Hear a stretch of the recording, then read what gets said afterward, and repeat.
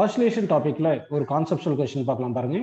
A body is moving in a room with a velocity of 20 meter per second perpendicular to the walls separated by 5 meter.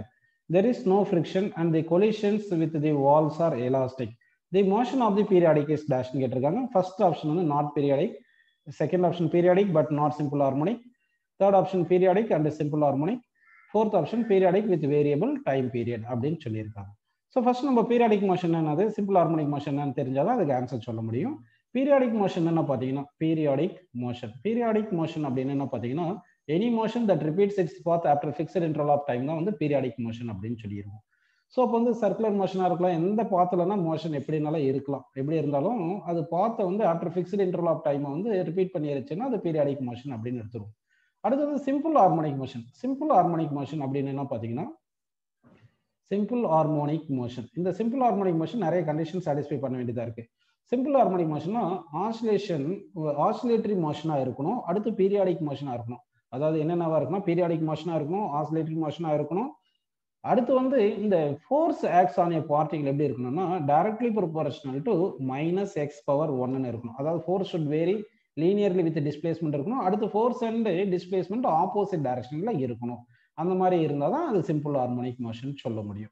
ஓகேங்களா? இப்போ இந்த question பார்த்தீங்கன்னா ஒரு room அப்படின்னு எடுத்துங்க. இப்போ இதுதான் ஒரு ரூம்னு எடுத்துக்கலாம். இந்த ரூம்ல இந்த 2 வால்ஸ் இருக்கு, இங்க வந்து ஃப்ளோர் இருக்கு, இங்க வந்து ஒரு பால் வந்து இப்படி மூவ் ஆகுது. கரெக்டுங்களா? இப்படி மூவ் ஆகும்போது இப்படி போயிட்டு இந்த வால்ல கொலைட் ஆகும்போது பர்ஃபெக்ட்லி எலாஸ்டிக் கொலிஷன்னா சேம் வெலாசிட்டில அப்படியே ரிட்டர்ன், சேம் ஸ்பீட்ல ரிட்டர்ன் வந்துடும். அப்படியே சேம் ஸ்பீட்ல ரிட்டர்ன் வந்துட்டு அப்புறம் என்ன ஆகும்னா இங்க திருப்பம் ஆப்போசிட் வால்ல கொலைட் ஆகும்போது திருப்பம் சேம் ஸ்பீட்ல ரிட்டர்ன் வந்துடும். சரிங்களா? ஸோ இப்போ இந்த கொலிஷன் நடக்கும்போது மட்டும்தான் ஃபோர்ஸ் ஆக்ட் ஆகுமே தவிர மற்றபடி இந்த பிட்வீன் வால்ஸ் மூவ் ஆகுது இல்லைங்களா, இந்த பிட்வீன் வால்ஸ் மூவ் ஆகும்போது ஃப்ரிக்ஷன் எல்லாம் கிடையாது, எந்த ஃபோர்ஸுமே கிடையாது. அப்போ ஃபோர்ஸ் வந்து ஜீரோவா இருக்கு. அப்படின்னா இந்த மோஷன்ல வந்து பாத்தீங்கன்னா force varies linearly with displacement வரல. சரிங்களா? ஃபோர்ஸ் வந்து ஜீரோவா இருக்கிறதுனால இது கான்ஸ்டன்ட் வெலாசிட்டில போகுது. வெலாசிட்டி வந்து கான்ஸ்டன்டா இருக்கு. அதாவது டியூரிங் பிட்வீன் கொலிஷன்ஸ் இருக்கும்போது கான்ஸ்டன்ட் வெலாசிட்டில போகுது. அப்போ ஃபோர்ஸ் வந்து ஜீரோவா இருக்குனால ஃபோர்ஸ் டைரக்ட் ப்ரொபோர்ஷனல் -x இருந்தா தானே அது சிம்பிள் ஹார்மோனிக் மோஷனா இருக்கும். அப்போ இங்க வந்து இது சிம்பிள் ஹார்மோனிக் மோஷன் வராது. ஆனா பாத்தீங்கன்னா இது கான்ஸ்டன்ட் வெலாசிட்டில போறதுனால இங்க இருந்து, அதாவது இங்க இருந்து இப்படி போறதுக்கு, அதாவது ஒரு வால்ல இருந்து இன்னொரு வால் போறதுக்கு டைம் டேக்கன் எவ்வளவு பாத்தீங்கன்னா நமக்கு வந்து டிஸ்டன்ஸ் டிராவல்டு பை, அதாவது speed equal distance by time தெரியும் இல்லைங்களா. அப்போ time equal distance by speed தானே வருது. அப்போ வந்து டிஸ்டன்ஸ் வந்து எவ்வளவு எடுத்துக்கலாம், 5 கொடுத்துருக்காங்க, ஸ்பீட் வந்து 20 கொடுத்துருக்காங்க. இது சால்வ் பண்ணா 1/4 கிடைக்குது.